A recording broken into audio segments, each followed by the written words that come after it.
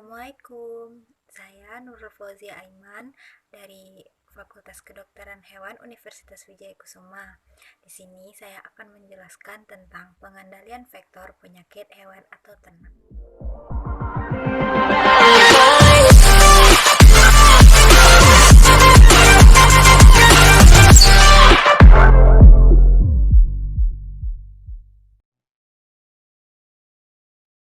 Oke, langsung aja ke materi pengendalian habitat vektor penyakit hewan atau ternak.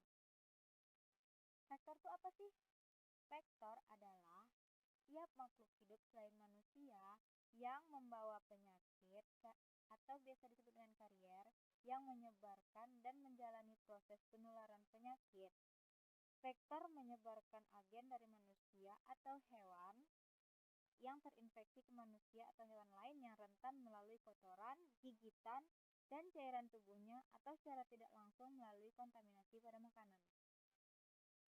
Apa aja contoh vektor yang ada? Beberapa di antaranya ada nyamuk, lalat, tikus, dan kecoa. Seperti apa contoh penyakit yang disebabkan oleh vektor? Beberapa di antara penyakitnya ada, yang pertama ada diare. Diare merupakan suatu gejala buang air besar atau BAB dengan frekuensi tidak normal karena pergerakan usus yang berlebihan. Penderita dapat menderita dehidrasi dan dapat menyebabkan kematian apabila tidak mendapatkan pertolongan segera. Diare biasa disebabkan oleh protozoa, misalnya dari genus Cryptosporidium. Penyebab lain bisa dari bakteri seperti Chronobacter, Sazaki, dan lain-lain. Virus penyebab diare biasanya dari golongan Norovirus dan Rotavirus. Semua agen patogen ini dapat dengan mudah terbawa oleh lalat melalui permukaan tubuh maupun termakan oleh lalat. Lalat kemudian mencemari makanan manusia dengan hinggap di atas permukaan dan menyebarkan patogen tersebut melalui muntahan, kotoran, dan permukaan tubuh lalat. Kemudian ada miasis. Miasis merupakan penetrasi larva lalat pada jaringan kulit hewan maupun manusia. Miasis di Indonesia, terutama di Pulau Jawa, diakibatkan oleh jenis lalat Srixomnia beziana. Namun demikian, spesies lalat juga dapat menimbulkan penyakit ini.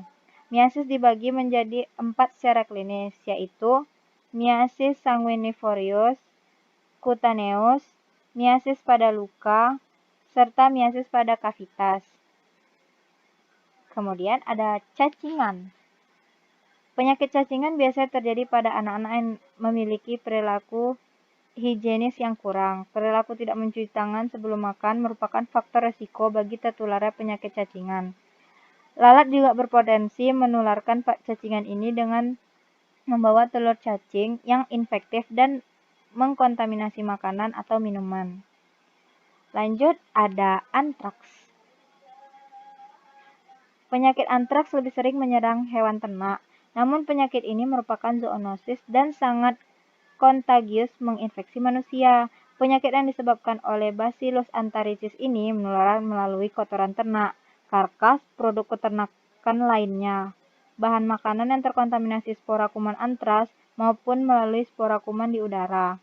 Lalat berpotensi menjadi vektor mekanik kuman ini. Belum ada penelitian yang membuktikan potensi kapasitas lalat sebagai penyebar penyakit antraks. Namun dengan demikian, penelitian di Texas Barat yang dilaksanakan selama outbreak antraks menunjukkan bahwa semua jenis sampel termasuk karkas, larva lalat, dan lalat dewasa yang ditangkap di sekitar lokasi positif mengandung kuman Bacillus anthracis dengan genotip yang sama.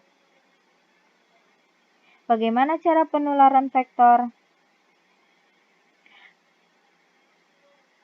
Contohnya lalat. Lalat merupakan vektor mekanik penyakit diare.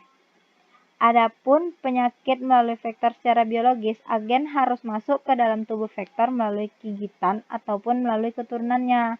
Selama dalam tubuh vektor, agen berkembang biak atau hanya mengalami perubahan morfologi saja, sampai pada akhirnya menjadi bentuk infektif melalui gigitan, tinja atau cara lain untuk berpindah ke pejamu potensial.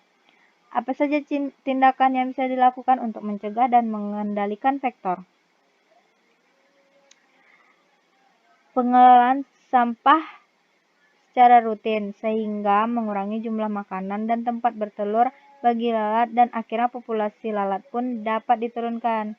Kemudian menyediakan predator alami lalat di alam, misalnya Carcinops pumilio dan tungau dari famili Macrocheliddae merupakan cara yang cukup ramah lingkungan untuk mengendalikan hama ini.